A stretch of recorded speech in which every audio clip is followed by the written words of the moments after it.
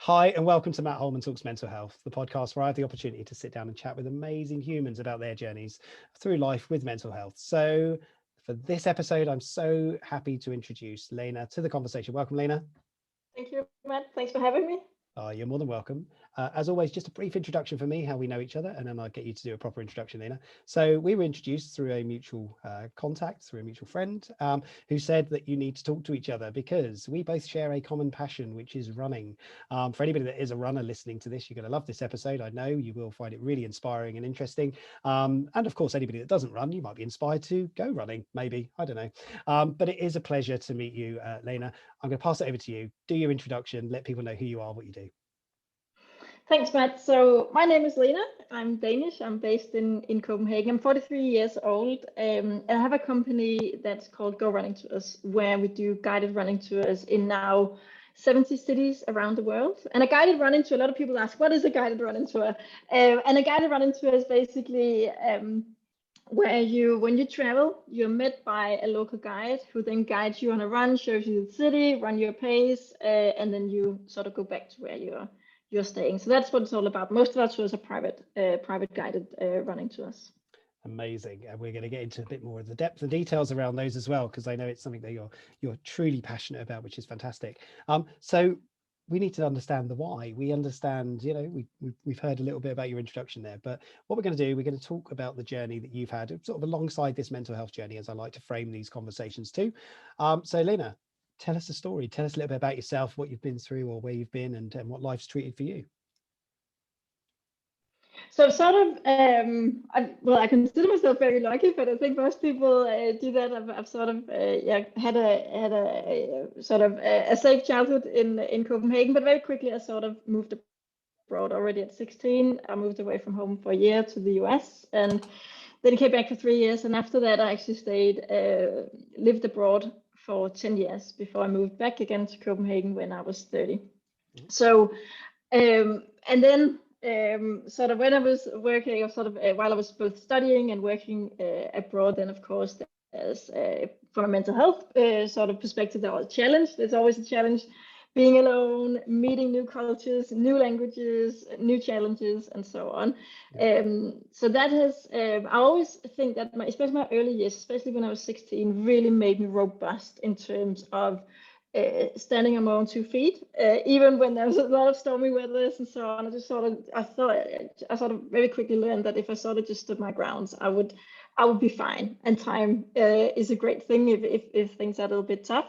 Yep. And then as I sort of started working, I had a career in the corporate world. So I worked for FTSE 100 companies, big companies here in Copenhagen as well. Then I started having a lot of work pressure in terms of performance, in terms of performance through people, in terms of also managing stakeholders, which is also difficult. Yeah. And then, of course, also traveling. So my last job, I had 200 travel days a year, and that was all over the world. So one week I was in Santiago, then I was in Tokyo, then I was in New York City, and so on. So that's super exciting. I was in my 30s at the time. You're allowed to see the world on a company credit card, which is pretty amazing. But at the same time, it's also a little bit of a challenge. There's time zones, there's time away from home. All the people you're around all the time is also people from the company, which means we all get personality tested. So it's all the same personalities and so on. So that's sort of some of the challenges, I think, from a mental health perspective. That was sort of my past. And then when I sort of stopped and built Go Running Tours, then the pressure was off. Well, there's a lot of pressure, but I don't feel it the same way. It's not frustrating. It's exciting.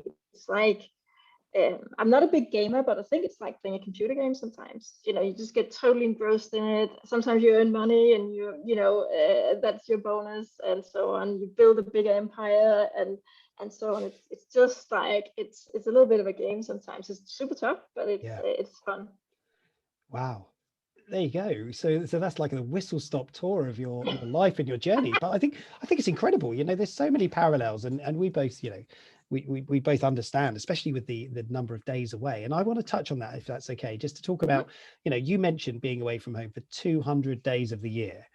That's a lot of days of the year being away from one place that you would call home. How did you cope with sort of the changes of the environment, the challenges that would have come about? Because I know you mentioned about sort of some of the challenges being around language or the cultural elements and so on. How did you sort of manage that? Can you give us a bit more insight into that? Yeah, definitely. I mean, one thing was, of course, when I was traveling so much, I was also running. That was my go-to, and that's been my, now I'm of course maybe sounding like a little bit of a used car salesman when I talk about running, because I do have a running company. But it was actually also the reason why I started this company, is because when you're traveling, that was my go-to. That was, where I got a little bit of break. I felt a lot of times I suffer quite badly from jet lag. It cleansed my body. Right. And also when you have no control over what you eat, or you have very little because you don't cook yourself, you eat at hotels all the time and so on. Just the mental sort of thought of just doing something good for your body sometimes, that was really good. So that was something I definitely used a lot, also to go out, get some air and see a city. The other thing which I've also used a lot is actually, I've always been super driven professionally. Okay. I've grabbed every opportunity that came my way. When they said, can you take this job? I didn't even blink. I just said yes, which, to be honest, almost, I just met my girlfriend at the time, who's now my wife. And she was like, what? You're going away for so long? And I just thought a little bit, well, if you can't last 200 days, so then it's never going to last, right? And she just thought I was a little bit of she didn't know me too well, so she thought I was a little bit odd. And I just thought a little bit of as a stress. I've always been super driven professionally. So for me as well, even though it was hard, even though I was tired and you're away from home and so on, I got a lot out of it professionally, that I was allowed to do these things. I got loads of responsibilities and so on. So that was I sort of grabbed onto the really good things. And that's, I think, all the way through my life, I've been very good at latching onto the good things, and just that's where my focus is, instead of thinking of everything else. Wow, it's like really positive. I can feel the positive energy coming through you when you're talking about these experiences. And you touched on some quite important parts of travel there, as sort of the pressure and the challenges of taking on roles and jobs and having relationships as well. Because when we travel, we often don't travel with our partners or with our loved ones, do we? And the strains that can bring, and keeping ourselves grounded in some ways is a really important part of that, right? Does your partner run as well? Are you sort of runners together, or is it two different things? No. For anybody that's listening, that was things. She grew up. Go on. She grew up in a family of runners. So when she was younger, she was made to run. Right. All the time. So when she became old enough and she moved away, she was like, I'm never gonna run again. And then she's very true to her words, I must say that. She's not a runner at all. Oh wow. And it's interesting because as a wife, you have a company about running as well. So yeah, so she couldn't run away from that one, right? Hey, great job. I feel proud of myself. My daughters would hate me for being a dad joke there, but oh, amazing. So I want to talk then. So it's an amazing, I think it's an incredible journey when you break it down, because you've obviously gone through with, like I said, really positive attitude towards, I'm traveling a lot, I'm doing a lot, I'm seeing a lot, but I can use these positive moments to sort of make sure I take care of myself. And that's one thing, we talked about this before, but I struggled a lot with that when I was traveling, because I didn't have that same positive mental space or outlook on what I was doing necessarily. So you're now building a business around helping people who are going out into countries to get that exercise, that activity, or whatever it might be. At what point did you think this is a great idea, I should do this? It actually, the whole problem started with myself, I guess you can say. I don't know whether I wasn't the problem, but the situation was.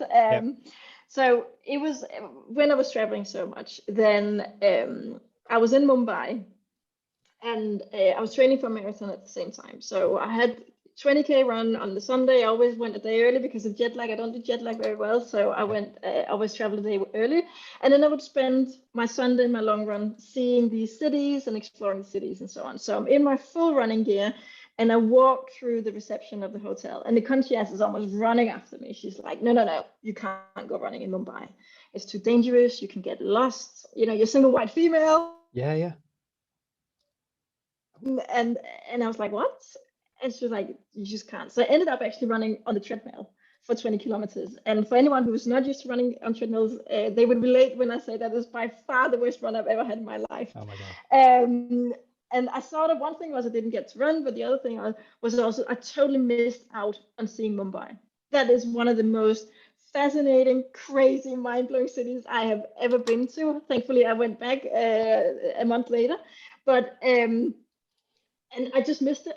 I really felt I totally missed an opportunity there, and I was gutted when I went home on the plane. I was actually a little bit irritated as well, because that was one promise I made to myself when I was traveling, spending so much time away, was that I would take this opportunity to actually be able to see these cities. And basically, then what happened was that I was went home. I was a little bit upset about it and so on, and then I went back to next week. I was in Vienna. And I met with a friend, and she couldn't take the day off work, so she was saying, why don't we just go for a run in the morning? I'll show you Vienna, I'll show you where we'll meet in the evening. I was like, all right, fine. And in that 1 hour, I felt like I saw all of Vienna, right? I saw the main sites, I heard about the politics. That was when the right wing was sort of really strong and very much in the media. I knew where to shop, I knew where to get the best coffee. So I was like, wow, if that had only been in all the cities I'd just been to. And that's basically how it started. I was like, that should have been in Mumbai, that should have been in Cape Town, and so on. And so I quit my job and went back and started building. First, I started doing the running tours in Copenhagen, and then I've sort of expanded, and we're now in 70 cities worldwide. That's incredible. And when did you start this? When did you really start with the first one? When was that? That was in 2011. So that's when I just started with Copenhagen. 2 years later, I built Go Running Tours, and then we've sort of spent some time adjusting the business model and how it is and so on. And then 2018 was where I sort of went all in on it and just said, okay, this is it. Brilliant. And then a pandemic happened in 2020. With another chapter, Matt. Oh my days. Yeah. So something happened in the middle of that. So that 2018 big, let's go, we're on it. It's going to be amazing. We got all these countries signed in. And then all of a sudden nobody was traveling, right? Correct. How did you cope with that? What happened? How did you come through? That's a good question, and I probably should have mentioned that when you said, what's your mental health journey? That would have been that's sort of a very, I think, important chapter, actually, because we're in it as well now. So for me, we had our best month ever in February 2020, and I was thinking, this is the beginning of the hockey stick, right? Now is all the growth that I've been working on for so long. And then it just tanked the month after. And as a travel business, your sales doesn't just stop. You also have to refund, right? So you have to empty your accounts, plus you don't earn any money. And I must admit, that was so stressful.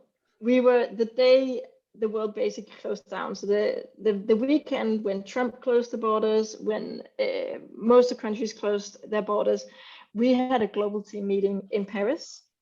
So we were all just sitting trying to get planes out, and I was of course feeling responsible, having everyone was there and so on. I spent a lot of time afterwards thinking, should I cancel, should I not, and so on. And then when I came back, I actually can't remember that much of March 2020. It's a little bit of a blur. I remember sitting 5 o'clock in Charles de Gaulle Airport in Paris and just refunding. I was sitting waiting for the plane, and all I did was just push refund. And then we came home, and having 2 small kids that were suddenly home. The wife was home, also trying to figure this out. And then having a team out in the country. So that was the first month. But then after that, I'm an internal optimist, right? So I was like to the team, hey, we'll be back in May, we'll be back in June, it's gonna be fine, everything will be fine, and so on. Oh my God. And Jesus Christ, right? Just got the year wrong. Wasn't fine at all. So Totally. And then it was also sort of thinking, one thing is me sort of getting through this, but also making sure the team is okay. So we sit in Denmark, pretty safe environment, great, healthcare and so on. But we also have colleagues who are in Argentina who couldn't go out. They were stuck in an apartment for months, right? We had people in Kenya who live in small villages and so on. We really had, that was actually very, I must say, from a mental health perspective, that was tough. Having to sit and figure out, okay, how do we help them? How can we make sure they get through it okay, and so on. So, for example, this bracelet, which is from Kenya, I think I bought it because I didn't want to just send money, but I think I bought it for $100 or something like this, right? Just to support them, exactly. So we did so that was tough to see how people's circumstances changed and so on.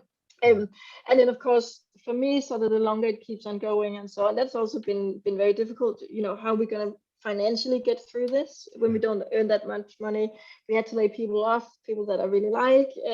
How are we going to, continue to go through it and so on? So it's been a tough 1.5 year, but it's not just the travel business. I think everyone, no matter what they've done, has sort of their lives have been turned upside down. I don't think anyone has sort of just surfed through this. No, not at all. But like you say, a business that's built on people traveling is something that you've created, haven't you? You've created a business where people go to specific locations and you give them that support. You go out on those tours and things. And so where do you see it heading? When do you see it sort of coming back? Is it coming back for you at the moment? Are you seeing some of that at the minute? We actually had a really good November. Okay. So November was that was 60% of our 2019 sort of numbers. So I thought I was really happy with that. But then now in December, as things are closing down again, and so we are starting to refund, people are unbooking and so on. So we're sort of going back into sort of the mode we were in before. So I don't really have that much expectations for the months, which is also great because now we have the experience and we know when countries close down, don't fight it, just find peace in it and spend your time on something else.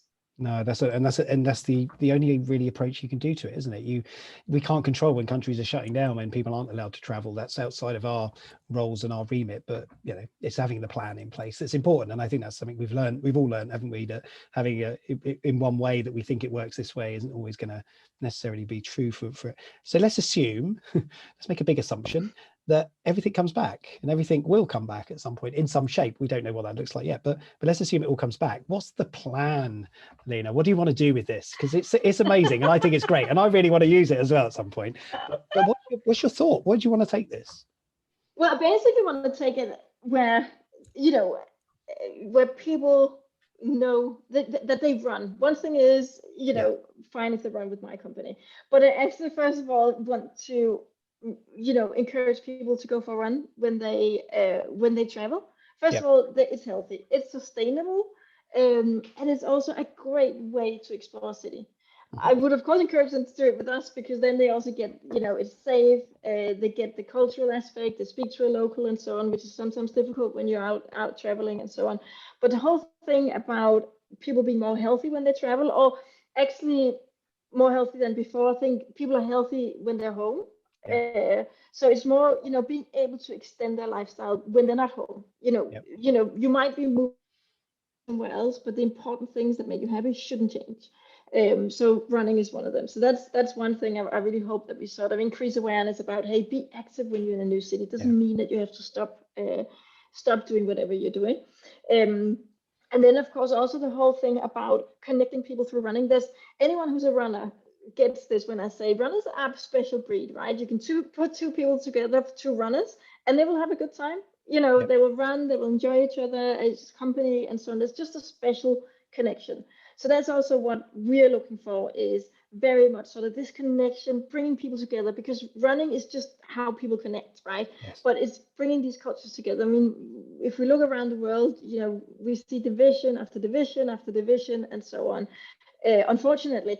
And I am on this maybe naive belief, but I think we need to unify a little bit more. We need to make the effort to understand or at least listen to people. It doesn't matter whether different countries, different cities or postcodes or whatever it is. And I think that's where we come in, where we can actually do quite a lot of this sort of connection, where people get a more of an understanding of a different culture that didn't know, a different history and so on. I love that. I just, I think it's so important. You've touched on some really critical points to that, thinking back to when I traveled a lot, the isolation, loneliness sort of factors. I used to try and engage in a conversation with the person in the coffee shop, serving me, because I just needed to talk to somebody, and I didn't have those conversations going on. And, and I can say from a runners community, I run with the community, I run with other people. I love running with people, and people find it quite funny that I talk with, not in the running community, but when I talk to friends, you talk when you're running as well. I don't think I could do that, and I think as a runner, your limits when it comes to talking and running. And some people are quite quiet when they run, and some people like to chat, but it's about having the ability to do that. And I think that's sometimes, and that's what I love about them. I'm going to ask you, if it's okay, just a couple of questions about sort of the logistical elements of what you do when you have a running tour. So some people will say, well, I'm not a fast runner, I don't run, how would that work? How would I be able to participate? Could I participate still, even if I'm not quick? Yeah, absolutely. I mean, most of the runs that we do are private runs, which means people say, okay, I'm in town. If they come to Copenhagen, they say, I'm in Copenhagen, I would like to go running tomorrow morning at 7:00 from the Marriott Hotel. And I'd like to do, let's say, the must-see tour, which means to see the mermaid, to see the Royal Palace and so on. And then they just book. They have their own guide that picks them up next morning, 7:00. Someone is standing there greeting them and just taking them for a run. We do, during the booking process, people can choose different levels of fitness, just so we have an idea. So we have like 3 categories. I think the first one is slow and graceful. The next one is I've done a fair few miles, and the last one is freaking fast. And that also means that when we get a freaking fast, we need to make sure we have the right guide, or we write and say, okay, how freaking fast is I love that. Right? Yeah.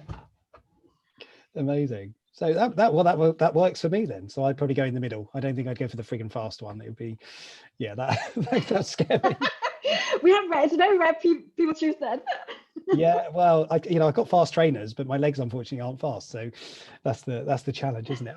That's great. So you talk about sort of private runs, or do you do group ones as well? And that's sort of something that's offered as well within that. Yeah, we're doing some destinations. We have group runs where people can say, okay, but then we meet, for example, at the city hall, and they know it's 8 kilometers and we run 6 minutes per kilometer. So we're very sort of vocal. It's not so much because it's still experience, we still stop and so on, but it's just to set expectations a little bit. And then of course we do group runs when it's for, corporate events and so on. When we get booked for conferences in the morning, then we organize it also according to, bigger groups, how fast are they, how long do they want to go, or the distance they want to run. Amazing. It's such a simple context, or thought around what you can do with it, and it's just about running, isn't it? It's just about meeting up and having those communities with people. So are you going to expand into more countries, more markets? Is that in the plan? Is that on your sort of wish list? How do you get new markets? Yeah, I mean, we're building an empire, Matt. 100%. Yeah, I want some of this. I want some. Yeah. Definitely. I mean, this is only started. For me, there's a long way to go. I mean, we still need some of the majors. We have the major cities. We have Paris, Barcelona, Rome, New York City, and so on. But we still want, a few major cities. But then, after that, we want to expand even more, right? Then we want to make it sort of to the tier 2. Cities and then further down. So and also you talk about this community. I was speaking to a guest from the UK yesterday. He had some issues with our emails, and I wrote to him, said, hey, it's all under control. Emma in Dublin will meet you, because I've seen the correspondence between her and JP and so on. So it's all under control. There must be a glitch somewhere. And then I wrote the email and I was like, I thought, I'm just going to give him a call. And I love doing this. Everyone tells me, Lena, you should be looking at scaling your business, doing all this strategy and so on. But I just, sometimes I just want to speak to people, right? So I actually call him up and say, hey, Andrew, I just emailed you, but I just, you can be sure this happened. We've done this already. I've asked Emma to now call you to make sure that everything is okay and so on. And he's like, okay, great. And then he goes, Lena, I just want to say, first of all, thank you for taking the time to call me. And he says, but we've run with you in Rome and Amsterdam, and it is by far the highlights of every holiday that we have now, that we do your tours. And that's the community that I want, right? That's the Yeah. thought that people, go and they travel, and they explore these different places. And we have, a group online just for our guests, where they can go in, they can interact, and they sort of share pictures and say, okay, this time I ran in Rome, or does anyone, which tour would you choose in Dublin, and so on. So that's the type of community I want to sort of build as well. Yeah, and you've got to deliver a great experience, right? Which is obviously what you're doing, because from that conversation you've just had there, it's, you're obviously impacting and touching in terms of sort of the way people feel, and that's connecting with the feeling, isn't it? Yeah, I feel confident that I know I'm going to get a good experience, and if they're coming back and saying that was the highlight of whatever it was that they were doing, brilliant, even better. Yeah, exactly. I think it's amazing. So we are coming towards the end of this conversation. No! It's bizarre, isn't it? Can you believe this? It's sort of like time just disappears, doesn't it? It's like running. And for anybody that understands running, when you get a set off, it's like, oh, I've got to run. Or sometimes it's a bit hard, but once you get into it and you go, oh my God, I've just run for like 30 minutes or whatever. It's like doing a 5K, this is. So we're coming into sort of 4.5K in. We've got about half a K to go. So the plans for the future, of course, we understand you want to, establish this as an opportunity for lots of people to get involved and engage with. But I'm going to ask you in a second just for your final thoughts, any comments you want to share, any thoughts you've got around maybe running or anything that you're doing in your world. For me, I just always say is a huge thank you, because what you're doing is something that is really important. As a member of the business travel wellbeing community, as I am, for those that know outside of the world of well, it's all part of mental health, I think this is really important stuff when we talk about wellbeing. Well-being isn't just about going for the run. There's many elements and parts to it. It's about recognizing the impact of the things we do. So running is a really positive impact. It should have a fitness, physical and mental benefit, which it does. So huge thank you to you. And I just want to wish you and your team, and wherever they are all around the world, the best of luck for everything that you're doing to keep on helping support people on their journeys, because that's what this is all about. So throwing it over to you, Lena. Thoughts, any comments, final words? No, well, thank you, Matt, for having me. I think you actually, what you said there about the whole business travel community and so on, that is one thing that we're really focusing on now, is how do we now, the service that we do, how do we encourage companies to actually offer this to their employees? Yeah, because that's how my journey started. That's your journey as well, Matt, right? yeah. In terms of travel and how hard it is on mental health, how hard it is, and so on. So that's also one of the things that we're sort of looking at moving forward, is sort of how can we incorporate it as a corporate service. So we have this corporate subscription, and I really hope now that we're sort of building all these cities, we're building that I can, bring this also to the corporate world as a subscription, to also just bring it a little bit back home to where it started for me, and bring the joy of running, or the encouragement of running, to other people that travel around the world all the time as part of a job. Because one thing is traveling for holidays, but it's even more tough to travel for business. So that's also part of it. And I think where mental health, especially where our service especially impacts mental health, that's for certain. So yeah, but thanks for having me, Matt. It was great, and it was a pleasure to share this, and also feel your positive energy. Oh wow! I was going to reciprocate that, because your energy is amazing, and I'm not going to say it's all about running, but you know what, running does release some wonderful sort of positive energy as well, and it really does help us to de-stress from some of those challenges that we're going through, and we're all going through many challenges. Lena, you mentioned your sort of experience through the COVID crisis, the pandemic, and we have been impacted by that, but sometimes the simple things are the things that we can do quite easily.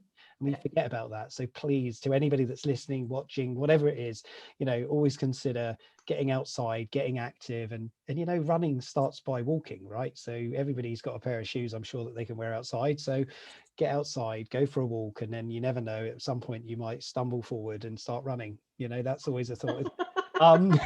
But don't be fixated on a thought. And I always say this with people, actually, is say the reality is, when people hear the word running, they often think of sprinting. And there's a big difference, isn't there, between going for a tour around a city gently within your abilities than sprinting around a city and seeing everything in microwave form, 8 seconds versus 8 minutes. So it's really important. Everybody has an ability where you can all move forwards, and that's the idea, isn't it? The journey of life continues. There's so many wonderful sort of connection points to everything I talk about, and that's what we're here for. So keep moving, keep going. And I wish you and your team, again, all the best for the future, Lena. I just want to say a huge thank you. Thank you so much for joining me. It's been lovely to talk to you. Thank you, and likewise. You're more than welcome. See you soon. Bye.